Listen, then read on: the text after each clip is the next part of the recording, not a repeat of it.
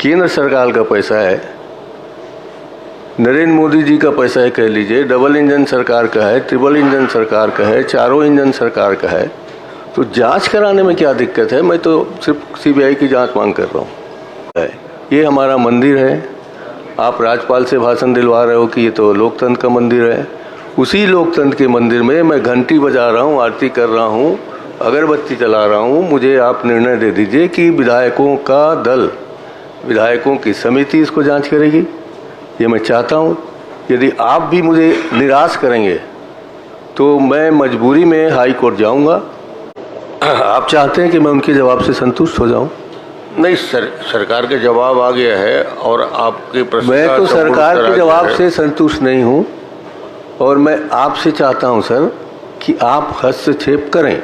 जी ने जो मांग किया है उस पर अमल होना चाहिए। आपका ही विधानसभा और टेढ़े सर की बात करता हूं, और करोड़ों रुपए डायवर्सन करके पैसा को बांट दिया गया सभापति महोदय। अब सिर्फ पटवारी भर को ही सस्पेंड किया गया और सूक्ष्मता से जांच के लिए संभागीय आयुक्त से एक टीम बना करके जांच कराएंगे। अभी पिछला जो कार्रवाई हुई जिसमें निलंबन हुआ है उसमें भी कलेक्टर के द्वारा एक टीम बनाया गया था, टीम ने पूरी जाँच की है।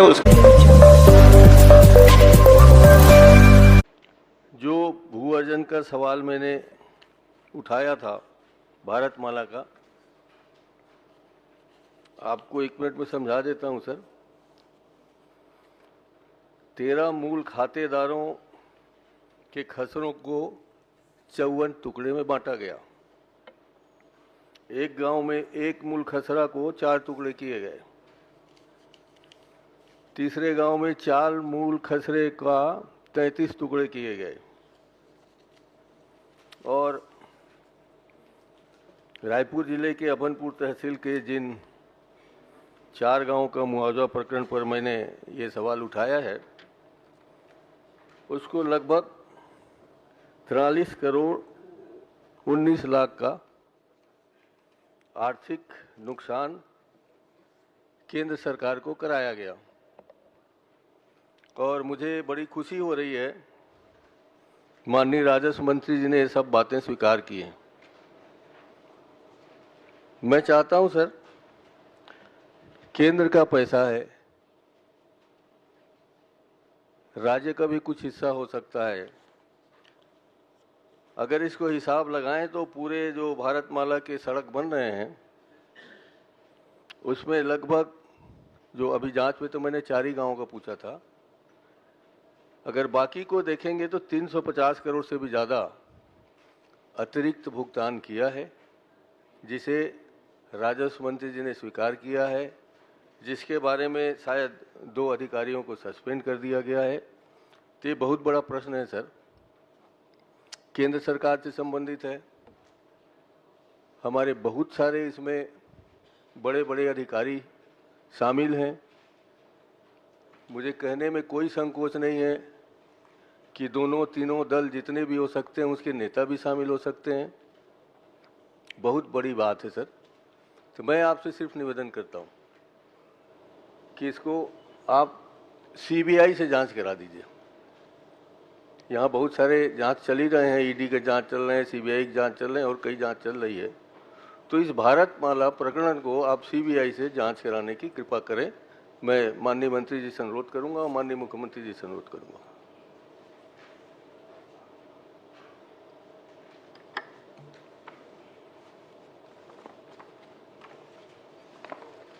प्रश्न ही नहीं आया है कुछ, माननीय अनुरोध आया है, प्रश्न कहाँ आया है कुछ? अनुरोध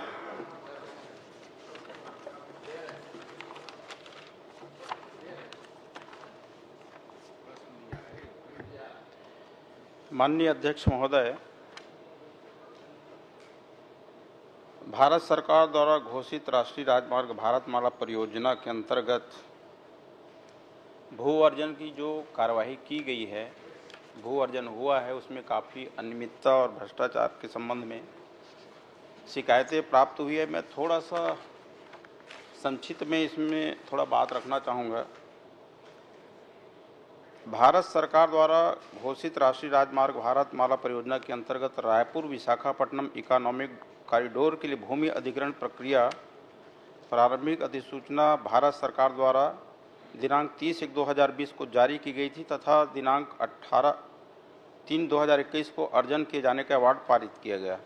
उक्त भूमि के अधिग्रहण के संबंध में शिकायतकर्ता श्री कृष्ण कुमार साहू एवं हेमंत देवांगन के द्वारा सक्षम प्राधिकारी अनुभागीय अधिकारी अभनपुर राजस्व निरीक्षक एवं हल्का पटवारी के द्वारा शासकीय भूमि एवं निजी भूमि को उपखंडों में विभाजित कर शासन को आर्थिक क्षति पहुंचाने वाले व्यक्तियों के विरुद्ध प्राप्त शिकायत की जांच कर तथ्यात्मक टिप उपलब्ध कराए जाने हेतु कलेक्टर जिला रायपुर को विभागीय पत्र दिनांक 16/8/2022 को लिखा गया। साथ ही कार्यालय आयुक्त रायपुर संभाग के पत्र दिनांक 15/5/2024 एवं 17/5/2024 द्वारा शिकायतकर्ता श्रीमती पूजा बघेल सभापति राजस्व स्थायी समिति कार्यालय जनपद पंचायत अभनपुर जिला रायपुर एवं नरेंद्र कुमार पारख संचालक स्वामी बिल्डवेल प्राइवेट लिमिटेड की शिकायत पत्र विभाग में प्रेषित किया गया। मैं जो अध्ययन किया हूँ माननीय अध्यक्ष महोदय, तो इस परियोजना में गड़बड़ी तो हुई है और 2-3 तरह की गड़बड़ी हुई है। एक तो अधिसूचना जारी होने के बाद रकबे का टुकड़ा किया गया और जो ज़मीन एक बार अधिग्रहित की जा चुकी थी उसकी दोबारा फिर से उसका भू अर्जन किया गया और मुआवजे में भी जिस व्यक्ति को मिलना चाहिए था उसके जगह में किसी और को मिल गया। और तीसरा जो ट्रस्ट की ज़मीन है वो ट्रस्ट को मिलना चाहिए चेक, वो ट्रस्ट को नहीं मिल करके ट्रस्ट के किसी निजी व्यक्ति को मिल गया। तो जो मैं अध्ययन किया हूँ इसमें है तो गड़बड़ियाँ बहुत सारी और अभी भी इनकी शिकायतें लगातार आ रही है और जो शिकायतें आ रही है उसके संबंध में कार्रवाई भी हो रही है। कुछ डिप्टी कलेक्टर, अपर कलेक्टर, तहसीलदार, पटवारी निलंबित हुए हैं इसमें। और ये जो बटांकन का खेल चला है, टुकड़े का खेल चला है, अभी पिछला विधानसभा सत्र में हमारे माननीय मुख्यमंत्री विष्णुदेव साय जी की सरकार ने इसी को रोकने के लिए, गड़बड़ी को रोकने के लिए एक अधिनियम पास किए हैं कि यदि किसी भी परियोजना का बात आती है, कोई आशय पत्र मिलता है तो तुरंत ही वहाँ पे रजिस्ट्री का नामांतरण, टुकड़ा करना, ये सारी प्रक्रिया बंद हो जाएगी। तो इसमें गड़बड़ी तो हुआ है माननीय अध्यक्ष महोदय और इसमें जांच भी चल रही है, कार्रवाई भी हो रही है।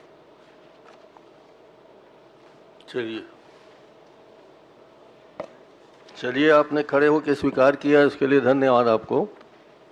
ये अभी जो 43 करोड़ 19 लाख का अतिरिक्त भुगतान जो हुआ है सर 6 गांव में, वो पूरे दुख की बात यह है कि प्रकाशन होने के बाद इसका बंटवारा हुआ। बिना प्रकाशन के और कितना हुआ होगा मैंने बता दिया कि लगभग 350 करोड़ है। आपने कुछ अधिकारियों को सस्पेंड किया है।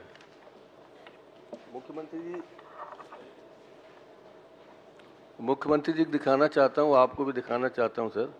ये एक प्रश्न का उत्तर है। ये जब इतनी गड़बड़ी का स्वीकार कर रहे हैं तो मैं सिर्फ 2 ही मांग रख रहा हूँ सर कि जिन जिन अधिकारियों ने ऐसा गड़बड़ किया है जो मिल रहे हैं सौभाग्य से, उनके खिलाफ FIR दर्ज करके इनको जेल रवाना कर दें। और दूसरा मेरा मांग अभी भी है कि प्रकरण छोटा मोटा नहीं सर, भारत सरकार का मामला है, भारतमाला का मामला है, आपके पुराने, हमारे पुराने प्रधानमंत्री जी के सपने हैं, अभी विष्णुदेव साय जी के सपने हैं। तो इसके लिए आप CBI से जांच कराना स्वीकार कर लीजिए, जांच भी हो जाएगा, आने वाले लोग सतर्क हो जाएंगे और ये नामांतरण का और बंटवारे का काम बंद हो जाएगा। तो मेरा आपसे यही निवेदन है, मुख्यमंत्री जी हैं सौभाग्य से, CBI की जांच वो स्वीकार कर लें, मैं आपसे अनुरोध करता हूँ। बोलिए मंत्री जी।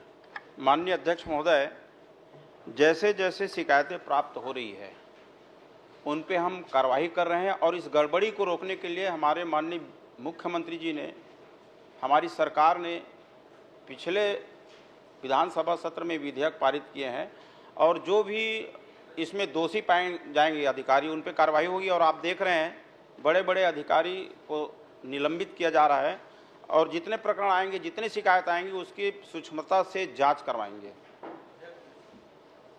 सर मैं तो कह रहा हूँ निलंबन के बजाय इनके विरुद्ध FIR दर्ज किया जाए। इसमें दिक्कत किस बात की है? हम भी सर राजनीति में 45 साल से हैं आप भी हैं सर, मुख्यमंत्री जी भी हैं, और सभी हमारे मंत्रीगण, पूर्व मंत्रीगण सब जानते हैं। यहाँ जाल ऐसा है, माया जाल कहिए, चाहे अधिकारियों का जाल कहिए, कहीं ना कहीं से वो जाल को काट के फिर वो निलंबित आदमी फिर आके काम करने लगता है। आप लोग अभी अभी कई प्रकरणों में देखे होंगे, सस्पेंड हो गया, फिर बहाल हो गया, फिर आने के बाद वही कुतर रहा है पुराने हमारे शरीर को, ज़मीन को, कपड़ों को तार तार करके चला जा रहा है। और हम लोग अगर सचेत नहीं हुए तो लोकतंत्र में अच्छा ये उदाहरण नहीं जाएगा। इसलिए मैं कह रहा हूँ, बड़े शांति से पूछ रहा हूँ माननीय राजस्व मंत्री जी, बहुत शांति से मैं प्रश्न कर रहा हूँ और हाथ जोड़ के इधर दोनों तरफ निवेदन कर रहा हूँ अध्यक्ष जी से, मुख्यमंत्री जी से, कि मेरा आप ये जांच स्वीकार कर लें। केंद्र सरकार का पैसा है, नरेंद्र मोदी जी का पैसा है, कह लीजिए, डबल इंजन सरकार का है, ट्रिपल इंजन सरकार का है, चारों इंजन सरकार का है, तो जांच कराने में क्या दिक्कत है? मैं तो सिर्फ सीबीआई की जांच मांग कर रहा हूँ।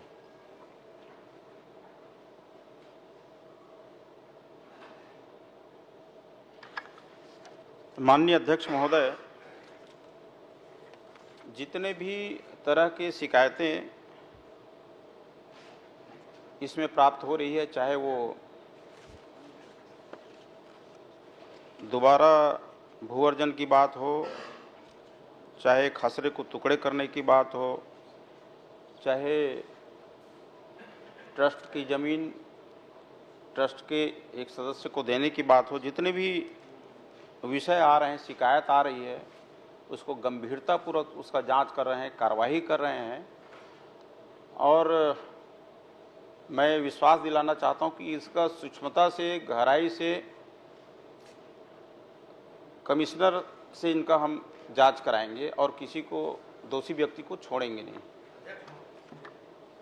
मेरा सवाल आपसे था अध्यक्ष महोदय और माननीय मुख्यमंत्री जी था। मुझे पता है कि सीबीआई का निर्णय मुख्यमंत्री ही लेंगे, आप शायद नहीं ले पाएंगे, तो मैं उनसे निवेदन करता हूं कि वो इस प्रकरण की जांच सीबीआई को सौंपें। ये मेरा निवेदन है, बता दें मुख्यमंत्री जी तो बेहतर होगा।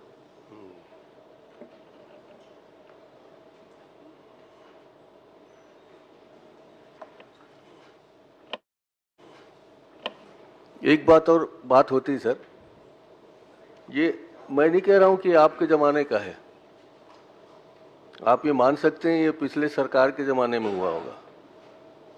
जब मैं खड़े होकर पिछले सरकार की जांच की बात कर रहा हूं, उस समय की घपले की बात कर रहा हूं, तब भी आप तैयार नहीं होंगे। आपका होता तो एक बार बचा लेते, ये तो कब से चल रहा है। थोड़ा गंभीरता सोचिए और मंत्री जी आप ही सिफारिश करिए कि सीबीआई की जांच हो।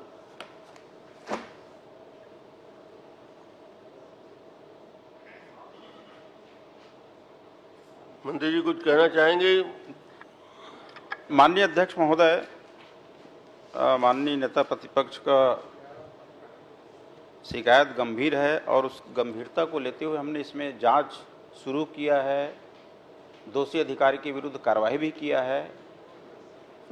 और मैं विश्वास दिला रहा हूं कि हम जितनी शिकायतें आ रही, एक एक करके उन शिकायतों का हम जांच करेंगे और जो दोषी होगा उसको बख्शा नहीं जाएगा, उनके ऊपर कार्रवाई होगी। ये गंभीर विषय है, इससे राज्य शासन को भी हानि हुई नहीं, माननीय का प्रश्न एक ही है, एक बिंदु पे अटका हुआ है, विभागीय जांच कराएंगे या इस पूरे प्रकरण को सीबीआई में देने के लिए तैयार हैं? संभाग हाँ नहीं में जवाब दे दीजिए तो आगे बढ़ें। संभागीय आयुक्त से इनकी जांच कराएंगे माननीय अध्यक्ष महोदय, सीबीआई की जरूरत। ठीक है, प्रश्न जवाब आ गया? नहीं सर, मेरा जवाब नहीं आया है, चूंकि मुख्यमंत्री जी यहाँ विराजमान हैं।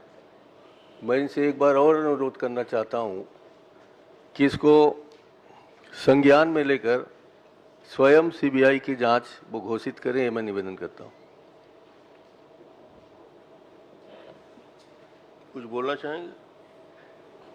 माननीय अध्यक्ष महोदय, हमारे राजस्व मंत्री जी ने बहुत अच्छा से जवाब दिया है और जांच में अगर किसी तरह की आपको शिकायत होगी तो बिल्कुल कहिएगा। और आप तो अपनी सरकार में सीबीआई को ही बैंड करके रखे थे। ये बिल्कुल सही बात है सर, आपने सही फरमाया कि हमने अपने कार्यकाल में सीबीआई को बैन रखा है। आपकी कृपा से फिर छत्तीसगढ़ का भाग्य जागा है, आपने सीबीआई को खोल दिया है। तो अब को पुरानी बात हमें याद नहीं रखनी चाहिए। मैं राज्य सरकार की एजेंसी जांच कर रहे हैं सर, और हम इस जांच से बिल्कुल संतुष्ट नहीं हैं। हमें पूरा विश्वास है कुछ दिन बाद वो निलंबित हो जाएगा। खबरें आने लगी हैं, तो मैं आपसे निवेदन कर लेता हूं सर, आप इजाज़त दें, आप मेरी बात सुन लें और इसमें जांच विधायकों का एक दल बना दीजिए, वो जांच कर लें। ये तो आपके ऊपर है, हम विधायकों की समिति से जांच करा लें, ये तो आप कर सकते हैं। निर्णय तो मंत्री जी करना है। मेरे ख्याल से आप सक्षम हैं कि आप निर्णय खुद ही कर सकते विधायकों हैं। की समिति बना के जांच करने के लिए आप सहमत हैं क्या? माननीय अध्यक्ष महोदय, माननीय नेता प्रतिपक्ष का प्रश्न है, सीबीआई नहीं कराना चाहे तो विधायकों की समिति से करा सकते हैं क्या? माननीय अध्यक्ष महोदय, इस प्रकरण की जांच के लिए हमारे संभागीय आयुक्त जो है पर्याप्त है, उनके माध्यम से हम जांच कराएंगे। चलिए, देखिए अध्यक्ष महोदय, इसकी जांच कई बार हुई है। संभागीय आयुक्त के नीचे तक के अधिकारी लोग इसमें इन्वॉल्व हैं। मैं कोई नाम वाम नहीं लेना चाहता, मैं ये भी नहीं कहना चाहता है कि इसमें आईएएस के ऑफिसर इन्वॉल्व हैं। मैं इसलिए कह रहा हूं कि आपसे निवेदन कर रहा हूं, बार बार कर रहा हूं कि आप अपनी ओर से स्वयं सक्षम हैं, इसको विधायक के माध्यम से जांच करा लीजिए। इसमें पूरे छत्तीसगढ़ का भला होगा, केंद्र सरकार का भला होगा, और आने वाले दिनों में एक आप लोग जो सुशासन की बात कर रहे हैं, सुशासन की दिशा में कदम होगा।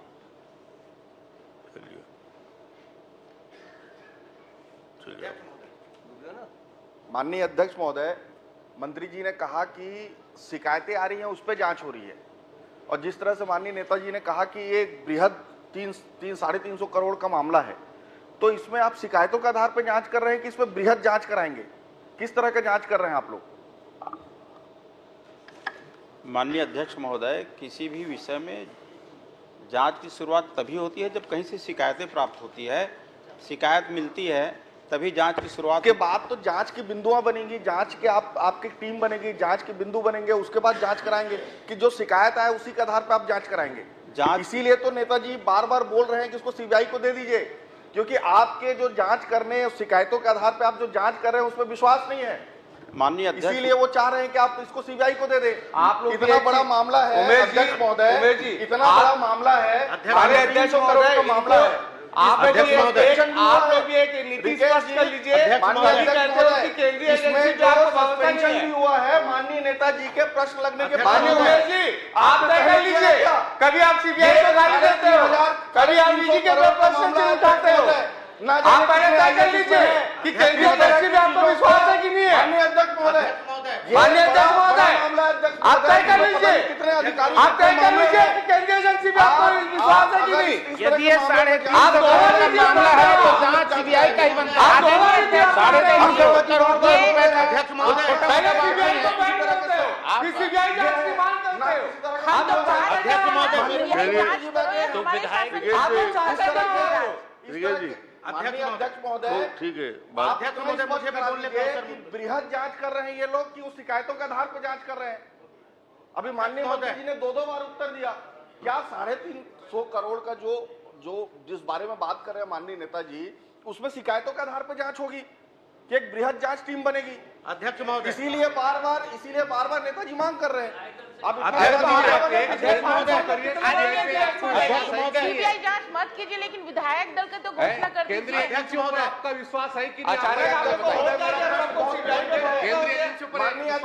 मेरा प्रश्न बहुत पॉइंटेड है, उसका उत्तर देने दीजिए। या तो माननीय मंत्री जी आजकल आपको होता है सीबीआई पे भरोसा हो गया। अध्यक्ष महोदय, केंद्रीय एजेंसी पे भरोसा जताने लगे आजकल। अध्यक्ष महोदय, प्रश्न है, कलीजी पे ध्यान दे रहे थे आप। अध्यक्ष महोदय, एजेंसियों पे आपका भरोसा है कि नहीं, पहले ये तय करें। आप तय कीजिए कि सीबीआई पे आपका भरोसा है कि नहीं। अध्यक्ष महोदय, मुझे पिछले 5 साल क्यों बैठे थे आप? यहाँ पे की बात में मैं बहुत पॉइंटेड प्रश्न पूछा हूँ। अध्यक्ष महोदय, पॉइंटेड प्रश्न में मेरा भी है, मेरा भी पॉइंटेड प्रश्न आप बताइए। अध्यक्ष महोदय, अध्यक्ष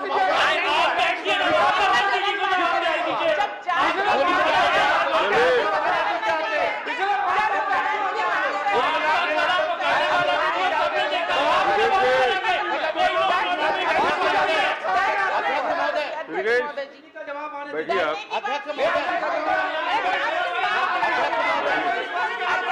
बैठिए बैठिए, चलिए बैठिए।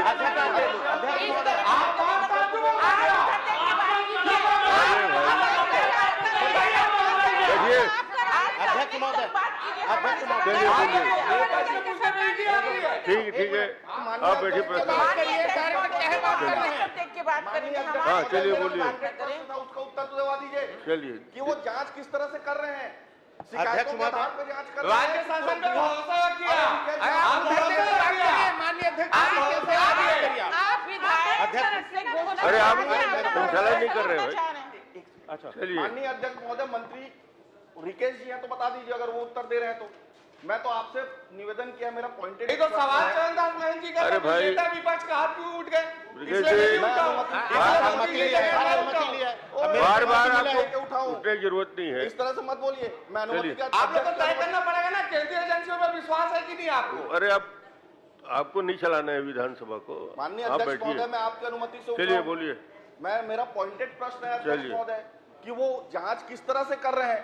क्या जांच वो शिकायतों के आधार पर कर रहे हैं कि बृहद कोई पॉइंटेड लिस्ट करके उसमें अलग अलग बिंदुओं के आधार पर कर रहे हैं आप? देखिए, मंत्री जी ने अपने जवाब में स्पष्ट रूप से कह दिया कि सीबीआई से नहीं, विधायक दल के समिति से नहीं, विभाग के आयुक्त के माध्यम से जांच कराएंगे। तो जब जवाब पूरा आ चुका है और उन्होंने आपको स्पष्ट कह चुका है और उसके जांच के रिपोर्ट आने के बाद यदि आपकी असहमति होगी तो आगे देखेंगे। अभी तो उन्होंने उत्तर में ये कहा कि पूरा उत्तर दे दिया है जो देना है उनको। उन्होंने उत्तर में ये कहा कि जांच शिकायतों के आधार पर हो रही है। मेरा ये कहना है कि आपके संज्ञान में आने के बाद, भले ही नेताजी के प्रश्न के बाद आपके संज्ञान में आया हुआ, संज्ञान में आने के बाद आप बृहद रूप में इसको जांच करा रहे हैं कि सिर्फ शिकायत जो आ रहा है उसके आधार पर जांच करा। बता दीजिए। चलिए, बृहद रूप से कर रहे हैं कि शिकायत के आधार पर कर रहे हैं?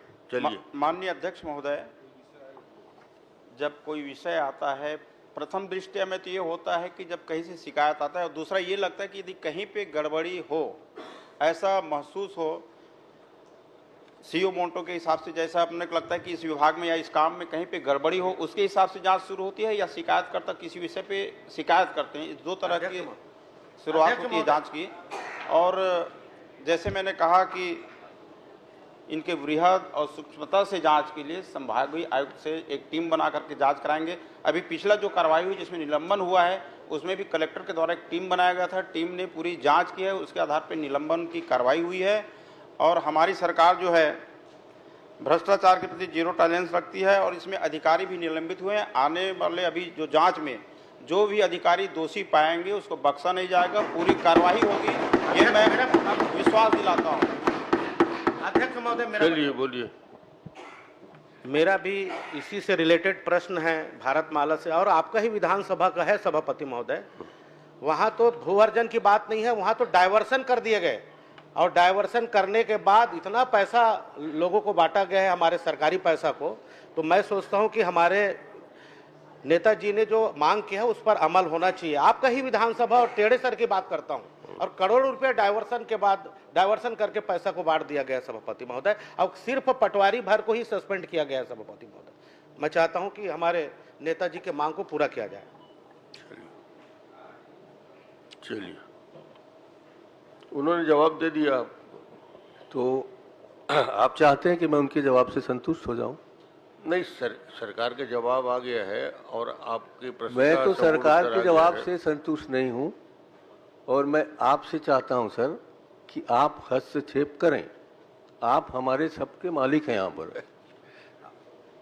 ये आपकी जवाबदारी है कि यहाँ भ्रष्टाचार की बात हो रही है, जांच की बात हो रही है, एक दूसरे से तनातनी हो रही है, तो उसका निर्णय तो आप करेंगे ना।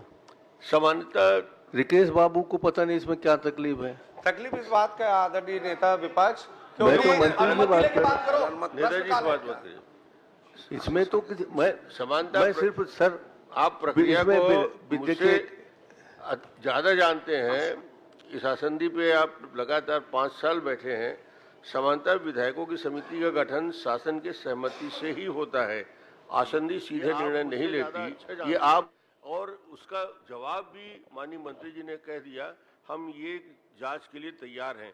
उस जांच की रिपोर्ट आने के बाद हम आगे बढ़ सकते हैं। आपको रिपोर्ट आ जाएगा और उसके बाद आप चाहेंगे तो फिर और दूसरी जांच के लिए आगे बढ़ जाएंगे। देखिए सर, मैं बड़ा निवेदन कर रहा हूँ आपसे, आपकी कृपा से मैं भी वहाँ 5 साल बैठ चुका हूँ, मगर तो आप 15 साल तक मुख्यमंत्री रहे। आपने अपने 15 सालों में कितने भ्रष्टाचारियों को कहाँ कहाँ डाला होगा, कहाँ भेजा होगा जेल में, मैं उस बात को यहाँ नहीं कहना चाहता, मगर सिर्फ ये चाहता हूँ कि यही निर्णय हो जाए। ये हमारा मंदिर है, आप राज्यपाल से भाषण दिलवा रहे हो कि ये तो लोकतंत्र का मंदिर है। उसी लोकतंत्र के मंदिर में मैं घंटी बजा रहा हूँ, आरती कर रहा हूँ, अगरबत्ती जला रहा हूँ। मुझे आप निर्णय दे दीजिए कि विधायकों का दल, विधायकों की समिति इसको जांच करेगी। ये मैं चाहता हूँ। यदि आप भी मुझे निराश करेंगे तो मैं मजबूरी में हाई कोर्ट जाऊँगा और मैं इस प्रश्न के उत्तर से, विपक्ष के व्यवहार से, मुख्यमंत्री जी के व्यवहार से संतुष्ट नहीं हूँ। इसलिए मुझे हाई कोर्ट तक जाना पड़ेगा। चलिए, जा सकते हैं? नहीं, आपको कौन रोक सकता है? तो हम लोग चलिए बाहर चलिए। संतोषजनक उत्तर नहीं मिलने के कारण हम लोग विपक्ष से बहिर्गमन कर रहे हैं।